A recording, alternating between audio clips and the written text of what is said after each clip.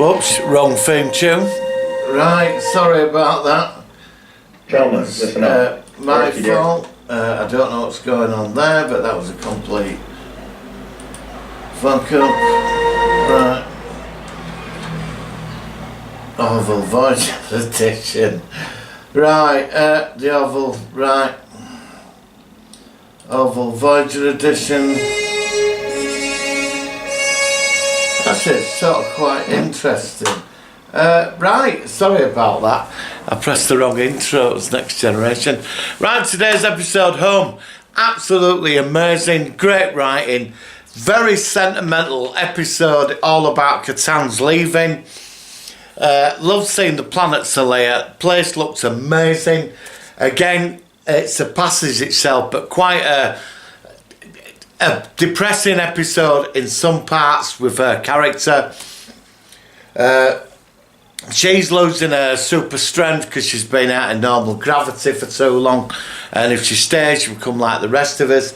So they go to her planet to get a cure, and you meet her family. It's the Doctor from Voyager, I forgot his name, Robert Picardo, and her family, because they don't like the military on Solea. They're all quite intellectuals. They all know their place. They're all into. It's quite a conservative type of society, the intellect, and it seems they've got like them that are in the military or the police. Everybody's different. Like people have got brains, and them as not as educated, all they got left behind. I mean, it touches on that sort of situation quite nicely.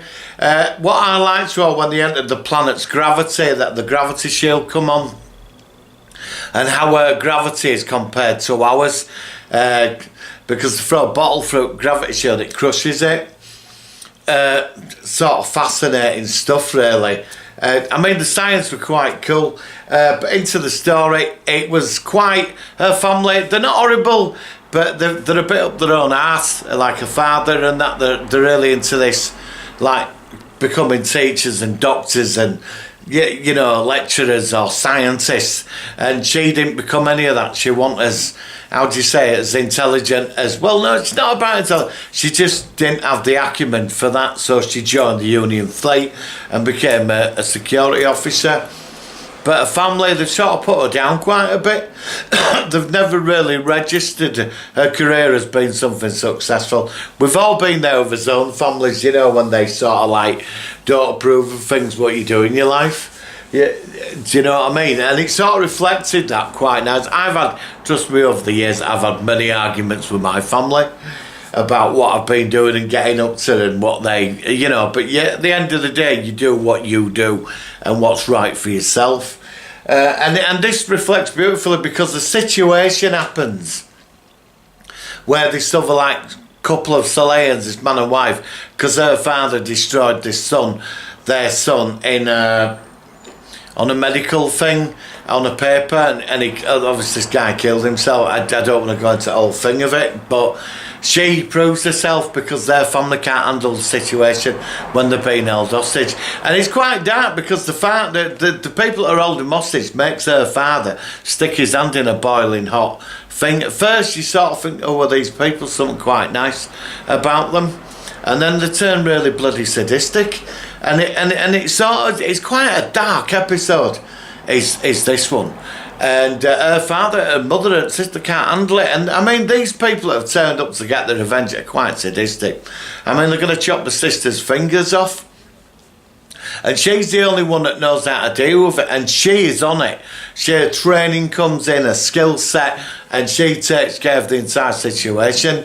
And it's quite touching at the end because the father is so proud of it. He never knew. He said, how can you do that? She takes charge and she deals with it. And again, Seth MacFarlane's writing and his writing team have touched on certain issues in this, which make you know, about what you're doing with your own life and where you're going with it, which I found quite, I think a lot of people are going to relate to this. But at the end, her father's so proud of her because they ain't got a bloody clue. Their heads are so far up their own arses that when she takes charge, because she deals with it, there's no bullshit with her. And Mercer turns up and they find a cure. And, you know, But it's not about, that's the basic story. I mean, the story's nothing genius, but again, the fun and the humour's in this, like the new security officer Fowl with his big trunk stuck into his stomach. And he's eating on the bridge. I mean, them moments are just so, like, make this programme what it is. And there's so much sarcasm.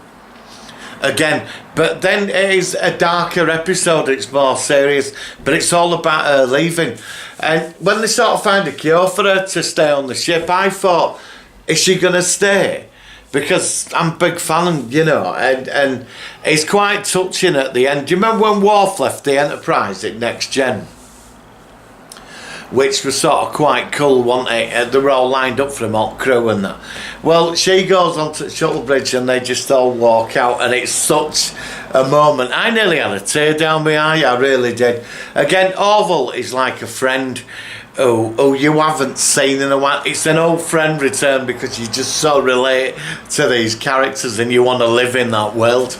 And it wasn't last week's. But a lot of people have complained about last week's episode because of, you know, what were going on and all this. I loved last week's episode because he went somewhere where people either left or right PC or whatever can attack this, but you can't because it's an alien species, isn't it? And he's done it again. This is why I love the writing of this series, because there is that political message in there and that sort of message, but written in with so much beautiful science fiction, so it's not ramming, it's not like Doctor Who where it's ramming it down your throat. They go about this in like the old Star Trek says at Next Gen, they get something across. But into today's episode, home, I loved it. I am so gonna miss her. I don't think the new security dude, I've heard it's another woman that's gonna come in and replace her, so obviously she'll be turning up next week, I assume. But again, another fantastic episode of Orville, you know, and I just can't wait. Honestly, I'm so happy this is back after the fuck up of Doctor Who, and sat through that. And don't even get me started on the New Year's Day episode because I've watched it a couple of times, and I'm not going into that. But Orville just blows it out of the water. And this series, it's just going to get better as it's going to go along, you know. But today we're deeper. It wasn't as like get your head done in and start laughing and be shocked and that feeling of it. It was enjoyable, but it was all about her, and it was a fantastic character-based episode, and it was interesting meeting the family, you know. I mean, they're not horrible. It's just the way it is on her world, but at the end she came through and she showed him, and that's what I love about it, you know. So that's my review on this episode of Orville. It's a quick one.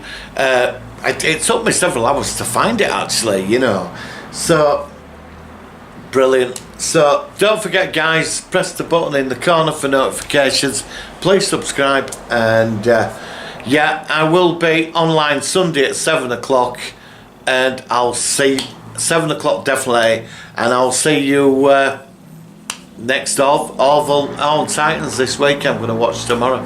So guys, have a great weekend, have a great Friday night. I'm going out tonight, so it should be interesting, and I'll see you soon.